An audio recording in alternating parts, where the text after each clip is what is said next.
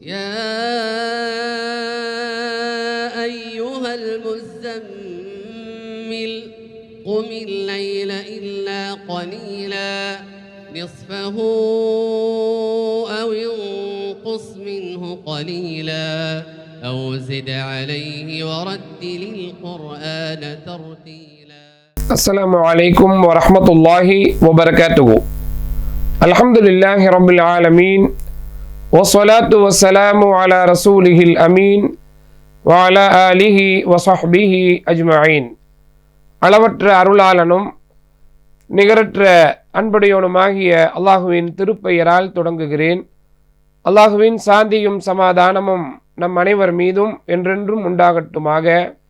கண்ணியத்திற்கும் மரியாதைக்கும் உரிய பெரியோர்களே, சகோதரர்களே, தாய்மார்களே, சகோதரிகளே, மாணவ கண்மணிகளே, திருக்குர்ஆன் ஓதுதல் என்பது ஒரு கலை. அந்த கலைக்கு தஜ்வீத் என்று பெயர். தஜ்வீதுடைய முக்கியத்துவம் உணரப்படுகிற காலத்தில் நாம் வாழ்கிறோம். திருக்குர்ஆன் ஓதுதல் ஒரு பாரம்பரியமாக நம்மிடத்தில் வந்து சேர்ந்திருக்கிறது. அது என்ன பாரம்பரியம்?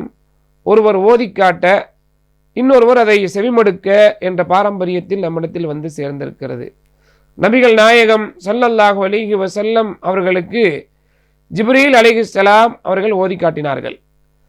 நபிகள் நாயகம் ஸல்லல்லாஹு அலைஹி வஸல்லம் செவிமடுத்தார்கள்.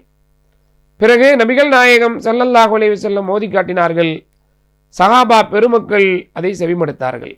இப்படி வாழையடி வாழையாக 14 நூற்றாண்டுகள் கடந்து திருக்குர்ஆன் ஓதுதல் வடிவத்திலே நம்மிடத்தில் வந்து சேர்ந்திருக்கிறது. அன்பர்களே, என்னதான் திருக்குர்ஆன் எழுத்து வடிவத்தில் புத்தக வடிவத்தில் நம்மிடத்தில் பாதுகாக்கப்பட்டிருந்தாலும் இந்த ஓதுதல் என்பதுதான் அசலானது. கண்டங்கள் தாண்டி மொழிகள் தாண்டி திருக்குர்ஆன் ஓதுதல் வடிவத்தில் தான் உலகம் முழுவதும் போய் சேர்ந்திருக்கிறது. அதற்காக அந்த எழுத்துக்களுடைய பிறப்பிடங்களை உருவாக்கி தந்திருக்கிறார்கள். அதற்கு மகாரிஜுல் ஹுரூஃப் என்று பெயர். மஹ்ரஜ் என்று சொல்லுவார்கள் இலகுவாக. இப்போ ஒரு எழுத்தினுடைய மஹ்ரஜை எப்படி கண்டுகொள்வது? சாதாரணமாக எல்லார்ட்டும் இருக்கிற ஒரு கருத்து என்னவென்றால், ஒரு எழுத்துக்கு சுக்கூன் செய்து பார்க்க வேண்டும். சுக்கூன் செய்தால் அந்த சத்தம் எங்கே வருதோ அதுதான் மஹ்ரஜ் என்ற ஒரு கருத்து இருக்கிறது. அதனால் அந்த கருத்து எல்லா எழுத்துக்கும் பொருத்தமாக இல்லை. இப்போ உதாரணமாக பாருங்கள், மீமுடைய மஹ்ரஜை கண்டுபிடிப்பதற்கு சுக்கூன் செய்ய வேண்டும். என்றால் எங்கு வருகிறது? அதுதான் மீமுடைய மஹ்ரஜ் என்று சொல்லலாம். ஆனால் அது எல்லா எழுத்துக்கும் பொருந்தாது. உதாரணமாக பாருங்கள், தமிழிலே வ என்ற ஒரு சொல் உண்டு, நல் வரவு. அந்த வா எங்கு வருகிறது என்று தமிழாசிரியர்கள் சொல்லும் பொழுது, மேல் பல் கீழுதட்டிலே முட்டும் பொழுது இணையும் பொழுதுதான் வா வருகிறது என்று சொல்கிறார்கள். அரபியிலே வாவ் இருக்கிறது, ஆனால் வாவுடைய மஹ்ரஜ் தமிழில் சொல்கிற வா மாதிரி இல்லை என்பதுதான் நாம் கவனத்திற்குரிய ஒன்று. அப்போ அரபியிலே வாவுடைய மஹ்ரஜை பற்றி சொல்கிற பொழுது லம்மு ஷஃபத்தைனி, 2 உதடுகளையும் ஒன்று குவிக்க வேண்டும். வாவ் வல் ஃபஜ்ரி வஷ்ஷம்சி என்று தான் சொல்லணும். அப்படின்னா நாம் சுக்கூன் வைத்து மஹ்ரஜை கண்டறிதல் என்பது சரியானது இல்லை. மாறாக மஹ்ரஜை கற்கத்தான் வேண்டும். அப்படி என்றால் அரபியிலே மஹ்ரஜை கற்றுக்கொள்ளத்தான் வேண்டும். அதற்காக வேண்டி நாம் தேர்ந்தெடுத்திருக்கிற நூல் முகத்திமத்துல் ஜஸரியா என்கிற நூல். இந்த நூலை எழுதியவர் இமாம் இப்னுல் ஜஸரி ரஹ்மத்துல்லாஹி அலைஹி அவர்கள். இவரை பற்றி மிகச்சிறப்பாக சொல்கிறார்கள். அதாவது ஹதீஸு கலையிலே இமாம் புகாரி ரஹ்மத்துல்லாஹி அலைஹி எப்படியோ அதுபோல கிராத் கலையிலே, தஜ்வீது கலையிலே இமாம் என்று இப்னுல் ஜஸரி ரஹ்மத்துல்லாஹி அலைஹி அவர்கள் போற்றப்படுகிறார்கள். அவர்கள் மகாரிஜுல் ஹுரூஃப், சிஃபாத்துல் ஹுரூஃப், அஹ்காமுத் தஜ்வீத் என்ற விவரங்களை அடக்கிய ஒரு சிறு நூலை அவர்கள் தொகுத்து கொடுத்திருக்கிறார்கள். அந்த நூலுக்கு என்ன சிறப்பு தெரியுமா அன்பர்களே? இந்த சட்டங்களை எல்லாம் உருவாக்குகிற நூலை அவர் கவிதை வடிவத்திலே உருவாக்கி தந்திருக்கிறார். அதான் ரொம்ப ஆச்சரியமான விஷயம். சட்ட நூல்களை உரைநடையிலே உருவாக்குவதே சவால். ஆனால் அவர் கவிதை வடிவத்திலே தந்திருக்கிறார். மன்லூமத்துல் ஜஸரியா என்றும் அதற்கு பெயர் உண்டு. 109 அடிகள் கொண்ட கவிதைகளை அவர் இந்த சட்டங்களை உருவாக்குவதற்காக வேண்டி அமைத்து கொடுத்திருக்கிறார்.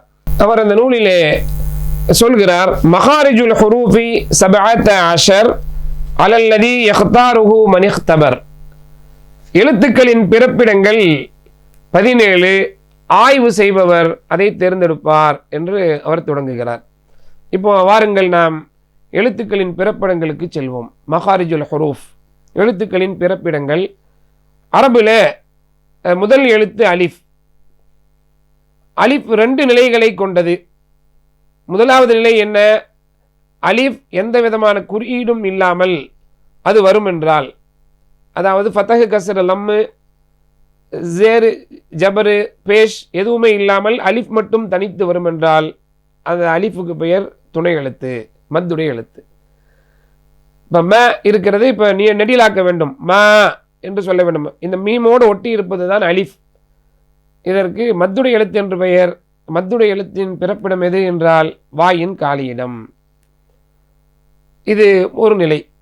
அலிஃபுக்கு இரண்டாவது ஒரு நிலை இருக்கிறது. என்ன நிலை என்றால், அலிஃப் ஹரக்கத்தை பெறும் என்றால் அ, ஃபத்தஹ் பெறும் என்றால் அ, கசரை பெறும் என்றால் இ, லம்மை பெறும் என்றால் உ.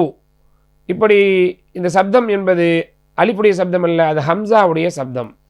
அலிஃப் ஹரக்கத்தை பெறும் என்றால் அது ஹம்சாவாக மாறிவிடும். ஹம்சாவுடைய இடம் வரும் பொழுது ஹம்சாவுடைய மஹ்ரஜை நாம் சொல்வோம். இப்பொழுது நாம் அலிஃபினுடைய மஹ்ரஜ், அலிஃப் வாயின் துணை எழுத்து, வாயின் காலியிடம். ப இரண்டாவது எழுத்து. இரு உதடுகளின் உட்பகுதியில் ப உண்டாகும். உதாரணம் தப்பத். அரபியிலே அதற்கு சொல்ல வேண்டுமென்றால் பின்திபாகி ஷஃபதைனி அலா பஅதிஹிமா.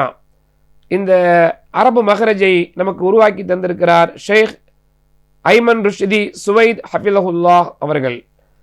அவர்களுடைய இந்த வண்ண நிறமான மஹ்ரஜ் படங்களையும் அந்த மஹ்ரஜினுடைய அரபு எழுத்துக்களையும் பயன்படுத்துவதற்கு நாம் அனுமதி கோரினோம். அவர் அனுமதி தந்திருக்கிறார். அல்லாஹ் அவருக்கு நல்ல கூலியை தந்தருள்வானாக. அடுத்த எழுத்து த. தாவுடைய மஹ்ரஜ் எங்கு பிறக்கிறது என்றால், நுனி நாக்கு மேல் பற்களின் வேர்பகுதியில் இணையும் பொழுது த உண்டாகும். உதாரணம் தத்தஜாஃபா. இதற்கு அரபியிலே ஷேக் அவர்கள் நமக்கு மஹ்ரஜை உருவாக்கி தந்திருக்கிறார்கள். தாவுடைய மஹ்ரஜ் தரஃபுல் லிசானி மா உசூலி ஸனாயல் உல்யா. நம் தமிழில் சொன்னதற்கு நிகரான அரபி வாசகம். நுனி நாக்கு மேல் பற்களின் வேர் பகுதியில் இணையும் பொழுது த உண்டாகும்.